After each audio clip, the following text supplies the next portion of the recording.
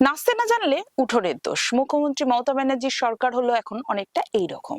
ক্রমাগত তার সরকারের ব্যর্থতা অপদার্থতা বাড়তে থাকায় তিনি এখন সবকিছুর মধ্যেই বিরোধীদের ষড়যন্ত্র দেখছেন। বিরোধীদের ঘাড়ে দায় চাপিয়ে নিজের অসহায়তায় ঢেকে পার পেতে চাইছেন। তা না হলে তার নিজের খাস তালুক রাজ্যের সর্বশ্রেষ্ঠ সুপার স্পেশালিটি হাসপাতাল এসএসকেএম এ ডাক্তারি ইউনিফর্ম পরা জনৈক বহিরাগত এক নাবালিকা রোগীকে ধর্ষণ করার পর তিনি এই ঘটনার পিছনে বিরোধীদের ষড়যন্ত্র খুঁজতে নামতেন না। যদিও অভিযুক্তদের সঙ্গে তার দলের নেতাদের ঘনিষ্ঠতার কথা কারোর অজানা নয়।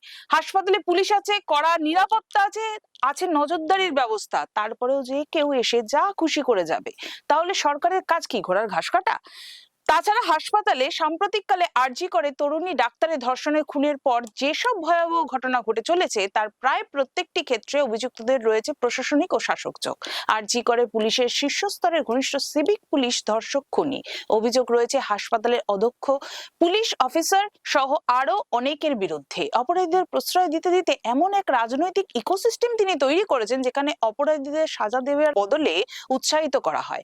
কারণ এই অপরাধীরাই ভোটের সময় সন্ত্রাস ভোট লুট করে তৃণমূলকে জয়ী করে। তার বিনিময়ে বাকি সময় যথেচ্ছ অপরাধের অপরাধ ছাড়পত্র মেলে। অপরাধী ধর্ষক হোক, খুনি হোক, তোলাবাজ হোক, এলাকার মাতব্বর বা দাদা হোক, পুলিশ তাদের সুরক্ষা দিয়েই যাবে।